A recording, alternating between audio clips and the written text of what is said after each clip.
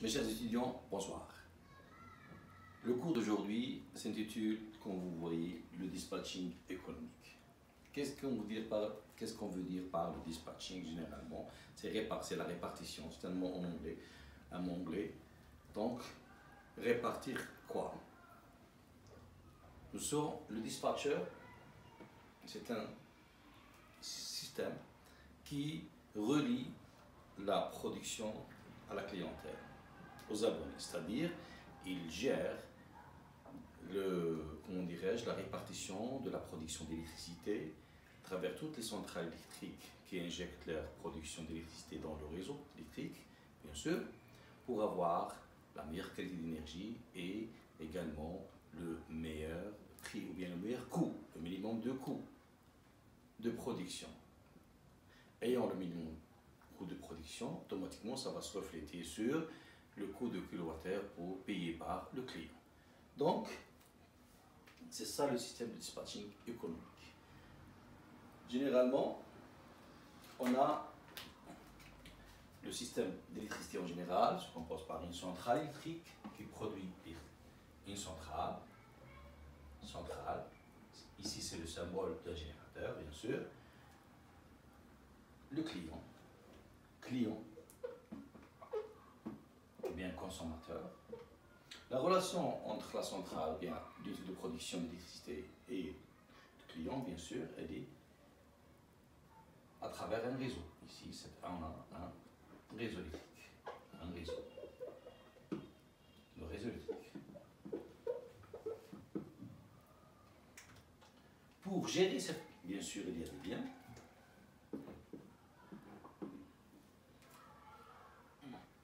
Ici, pour gérer cette production pour le bienfait du client et la bonne qualité d'électricité et le bon fonctionnement du réseau, donc, et le respect des capacités techniques de la centrale, bien sûr, cela est servi par un système de ce qu'on appelle de dispatcher.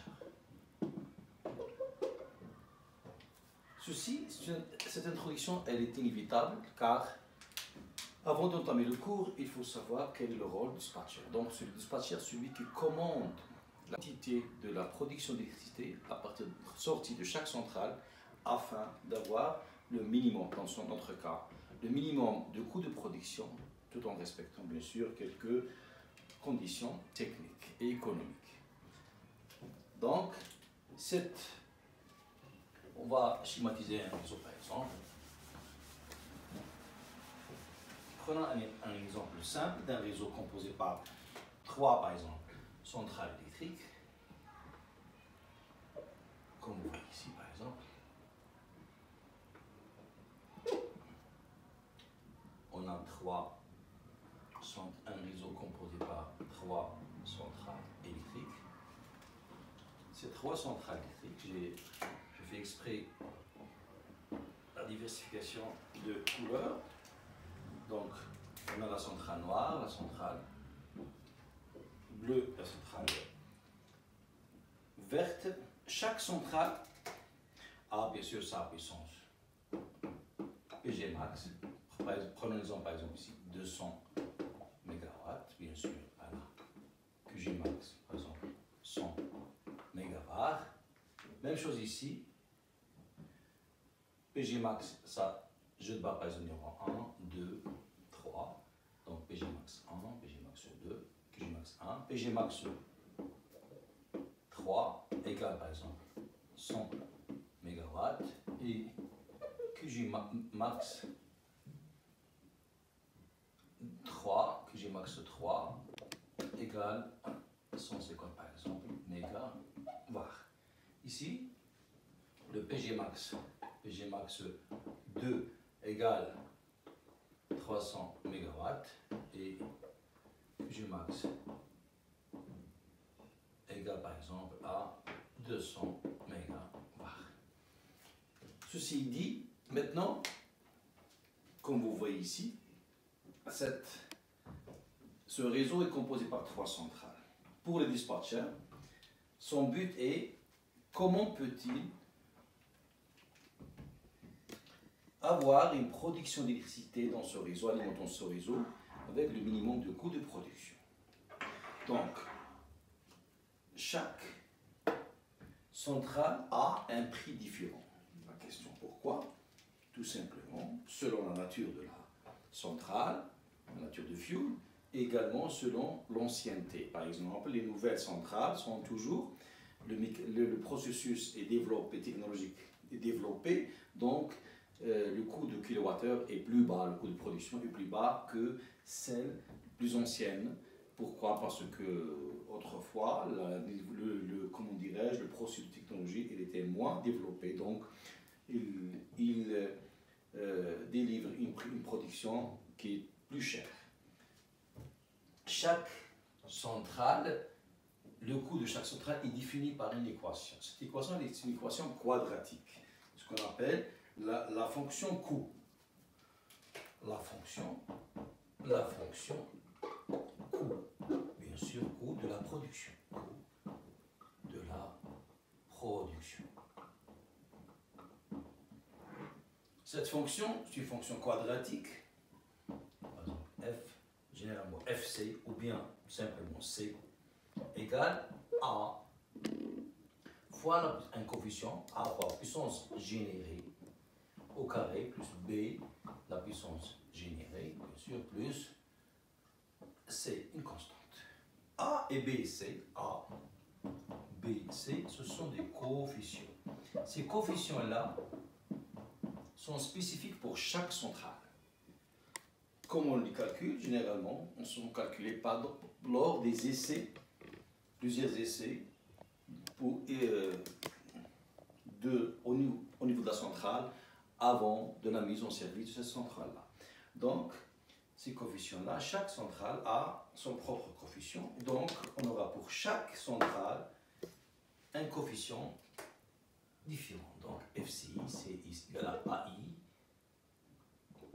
I, même chose pour PGI et PGI. Donc, le I, c'est le numéro, le I, c'est le numéro de centrale concernée. D'accord? Comme vous voyez ici, donc, sur cette équation, c'est une équation quadratique. Donc, l'unité de cette équation est dollar à heure. Dollar à heure. Ça, c'est l'unité. Donc, puisque chaque centrale a une fonction quadratique différente, puisque les coefficients sont différents, tout simplement, essayons maintenant d'avoir le minimum. La solution la plus facile, c'est choisir le maximum de la production à partir de la centrale la moins chère. Ça, c'est logique. Mais malheureusement, il y a plusieurs cas où la centrale mais reformulons la question, il est intelligent de choisir le maximum de production à partir de la centrale la plus basse, la moins chère. Mais malheureusement, on pose la question, est-ce que c'est le seul critère? Donc, il y a plusieurs répartitions, donc plusieurs scénarios. On peut prendre par exemple 30% de 1, centrale 1, le 20% par exemple centrale 2 et les 50 qui restent à partir de la centrale 3. La question qui se pose maintenant, est-ce que cette répartition nous donne le minimum de prix? Même si elle nous donne, donc, il faut voir ici, si la centrale, par exemple, cette centrale est une centrale moderne, la plus récente, automatiquement, le minimum de coût. Mais si cette centrale est située, par exemple, très lointain par rapport aux charges les plus importantes dans ce réseau. Donc, automatiquement, il y a l'appel de courant qui va traverser toutes les lignes, ou bien la majorité des lignes électriques. Donc, automatiquement, il y a des pertes de puissance. Et par la suite, il y a automatiquement des chutes de tension au niveau des jeux de barres, surtout pour les jeux de barres les plus éloignés par rapport à la centrale la moins chère qu'on a choisi de prendre le maximum, bien qui a le pourcentage le plus élevé de la puissance produite. Dans ce cas, la question qui se pose, alors quelle est la meilleure répartition? C'est ça la question. C'est ça le but du dispatching économique, c'est trouver la répartition, la meilleure répartition. Donc pour avoir la meilleure répartition, on est en train de chercher la valeur optimale. Donc c'est l'optimisation, ce qu'on va voir par la suite. Maintenant, comme vous voyez, c'est l'étape de la formulation du problème du dispatching économique. Pourquoi cette étape? Tout simplement parce que on ne peut pas trouver une répartition comme ça par le calcul simple, donc on doit choisir, on doit avoir recours à l'optimisation. L'optimisation veut dire qu'on va chercher la répartition optimale. Conformément à la forme générale ou bien standard de la formulation d'un problème d'optimisation, c'est le minimum. Ici, on va minimiser une fonction coût, donc c'est la fonction objective. Je vais répéter bien. Donc AI fois multiplié par PG au carré plus BI fois PG plus CI. Donc, minimiser une seule fonction, non, mais il faut minimiser la somme de toutes les trois, par exemple dans l'autre cas, les trois, I égale à 1 jusqu'à N. N, c'est le grand N, c'est quoi? N, c'est le nombre total de centrales. Bien sûr, dans notre cas, le I de 1 jusqu'à 3. La fonction coût, c'est la somme de toutes les fonctions coût des différentes centrales électriques. Maintenant, bien sûr, on va le minimiser. Ça, c'est purement mathématique. Donc, il n'y a rien à voir avec les contraintes techniques, ni économiques. Donc, il faut ajouter, imposer des conditions. Quelles sont les conditions imposées pour avoir un coût vraiment, le coût qui répond aux exigences techniques et économiques? Donc, on va ajouter ces exigences. Donc, ici, on va avec, bien sous les conditions. En anglais, c'est subject to. Maintenant, on va imposer les conditions. Premièrement, il est fort demandé de trouver un coût minimal, mais non pas au détriment de la qualité d'énergie. Donc, la première condition, il faut que la tension, ici, il faut que la tension au niveau de chaque jeu de barre soit inférieure ou égale à VI max. C'est-à-dire, pour éviter quoi? Pour éviter une surtension inadmissible. Donc ici c'est pour le VI max, c'est pour éviter une surtension inadmissible. Bien sûr, cette valeur, elle est fixée dès le début. VI égale à inférieur à Vmax. Même chose, il faut que cette tension au niveau de tous les jeux de barre doit être supérieure ou égale à une valeur VI min. VI min. Donc, dans ce cas, au contraire, il faut éviter d'avoir une chute de tension inadmissible.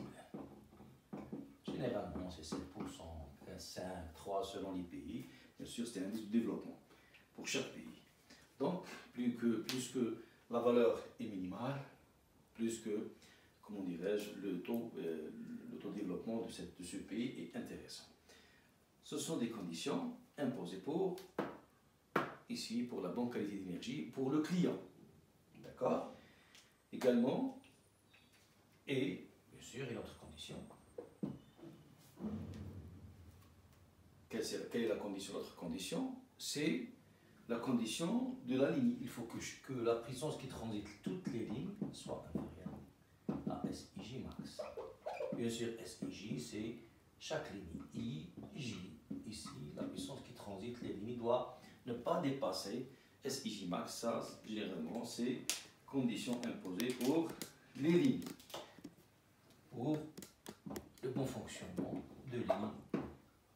Parce qu'un dépassement de la puissance va dégrader les propriétés physico-chimiques de la ligne, bien sûr va dégrader la durée de vie, réduire la durée de vie de la ligne, et bien sûr et provoquer des échauffements au niveau de la ligne, même il peut provoquer la rupture d'une ligne, dans le cas extrême. Donc il faut éviter tout ça. Également, il y a des conditions que nous allons imposer sur quoi? Sur le producteur. Il faut que cette fonction, que notre algorithme qui va traiter l'optimisation de cette valeur-là, de la somme des fonctions objectives, qui est la fonction coût, il faut que cette valeur-là donne, parce que les PG sont les valeurs de décision, il faut ces valeurs-là qu'on va les trouver à partir de la fonction objective, reflètent les conditions techniques de les capacités maximales et minimales de la centrale électrique. Par exemple, on ne peut pas avoir, si cette fonction mathématiquement, pour avoir la valeur minimale, il faut que la fonction, par exemple, dans notre cas, pour le premier cas, PGI par exemple, PG1 max 100 MW. On va trouver que PG1, pour avoir le minimum de coût, il faut que PG1 égale par exemple 150 MW. Ça c'est faux, on ne peut pas. Ça c'est mathématiquement juste, mais techniquement faux. Pourquoi? Parce qu'elle n'a pas respecté cette condition-là. Puis le PGI trouvé doit être inférieur à PGI max. Même chose, il doit être supérieur à PGI min. Même chose pour la puissance réactive, QGI inférieur à QG max et supérieur à QG min. Donc, PG max et QG max, ce sont les limites maximales de la puissance active de chaque générateur et la puissance réactive. Il ne faut pas demander trop, il ne faut pas demander que cette puissance, que cette centrale ne produise une électricité, une quantité d'électricité qui dépasse leur capacité maximale, soit en réactive ou bien en active. Mais la question que je pose maintenant, quelle est, bien sûr, le PGmin dans notre cas, c'est quoi? Le PGmin, ici, même chose. Le PGmin, c'est purement économique. C'est-à-dire que cette contrainte-là, ce sont des contraintes techniques concernant,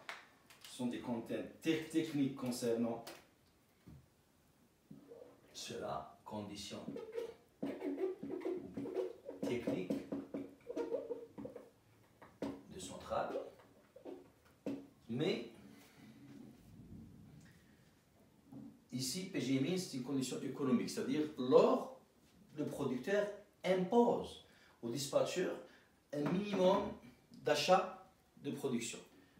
Si par exemple le dispatcher trouve que la solution, que par exemple la centrale numéro 3 ne fournit pas d'électricité, il n'a pas besoin de cette puisqu'elle est chère ou bien pour avoir le minimum de prix, mais dans la condition de l'installation de la production, elle impose, cette centrale ou bien les propriétaires bien sûr, impose dans le contrat, le cahier de charge qu'il faut produire une certaine électricité, qu'il faut vendre le minimum d'électricité. Bien sûr, pour payer la masse salariale de ses employés et les autres accessoires. Donc, constatez qu'il y a des conditions sur la bancalité d'énergie électrique, ici, pour le client. Il faut respecter également le bon fonctionnement de la ligne, et également les conditions techniques et économiques au niveau de producteur. Tout ça, ceci dit, est bien, mais on a oublié bien sûr ce sont des contraintes d'inégalité. La contrainte d'égalité maintenant, qui est la fameuse, c'est garantir un écoulement de puissance. C'est donc le PG, la puissance générée maximale, bien la somme, égale la somme de puissance demandée, d'accord, plus la somme des pertes. Il faut garantir cette condition bien sûr qu'on appelle l'équation de courbe de puissance. Voilà, mon cours a pris terme. Maintenant, j'espère que vous avez une idée claire ou bien très claire sur le dispatching économique. Je vais faire une petite récapitulation. Donc, le dispatcher lui-même, c'est un système ou bien institution qui gère la production d'électricité au niveau de dans un réseau, il y a plusieurs producteurs, plusieurs propriétaires, d'accord, de nature différente. Donc, on ne peut pas laisser le marché de l'électricité comme ça, aléatoire. Donc, on crée ce qu'on appelle le dispatcher, celui qui gère, celui qui va trouver la répartition optimale pour fournir les quantités adéquates à ce réseau électrique pour avoir, par exemple, dans notre cas, le minimum de coût de production. Le minimum de coût de production pour que le client paye moins cher sa facture d'électricité. Donc, c'est le but de tout le monde.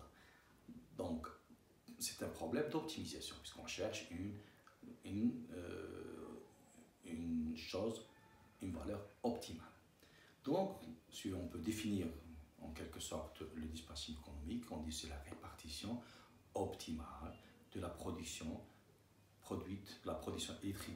électrique à partir de toutes les centrales électriques qui fournissent l'électricité dans un réseau électrique, d'accord, pour avoir le minimum de coûts, tout en respectant quelques conditions, ce qu'on appelle des contraintes techniques et économiques. Donc, c'est ça le but. Pour la formulation, on a essayé de faire une formulation standard. Donc, la fonction objective, c'est la fonction coût, la somme de toutes les fonctions coût quadratiques. Et comment dirais-je, les puissances générées, ce sont les variables de contrôle ou bien les variables de décision. Les conditions, la contrainte d'égalité, bien sûr, c'est l'équation fameuse, la fameuse équation des économies de puissance, la somme de PG, la somme de puissance générée doit être égale à la puissance demandée totale plus la somme des pertes totales, bien sûr. Donc, les conditions, il y a 3 types de conditions. Grosso modo, la condition qui s'impose sur la qualité d'énergie pour le client. Donc, il faut éviter, il n'y a pas des chutes de tension, il n'y a pas également des surtensions inadmissibles au niveau de tous les jeux de barres. Pour les lignes électriques, le réseau lui-même, il faut que les puissances qui transitent les lignes ne dépassent pas certaines limites, donc les puissances max. Il faut que toutes les lignes travaillent dans les valeurs nominales. Ça, le souhait idéal, mais ne serait-ce qu'elles ne doivent pas dépasser leurs valeurs maximales. Donc, pour garantir une puissance, comment dirais-je, un état de réseau dans les normes. Bien sûr, pour la troisième condition, c'est les conditions imposées sur la puissance. Il ne faut pas demander des puissances qui dépassent les capacités maximales de chaque centrale, puissance maximale soit active ou bien réactive. Également, on ne doit pas avoir des valeurs minimales de puissance, par exemple, active. Cette condition n'est pas technique généralement, mais elle est économique et donc c'est une condition imposée par le producteur lui-même dans l'ordre de cahier de charge de la convention avec le dispatcher pour l'installation de ces centrales électriques. Donc, tout en respectant toutes ces conditions-là, nous pouvons arriver à une valeur minimale de coût en respectant les conditions pour le client, pour les réseaux eux-mêmes au niveau de ligne et également pour les producteurs. Ceci dit, j'espère que j'ai essayé de vous éclaircir le cadre de dispatching économique et je vous donne un rendez-vous avec des autres types de réseaux, de cours similaires. Et d'ici là, je vous souhaite, comment dirais-je, un bon courage avec vos études et une bonne saison universitaire, Inch'Allah.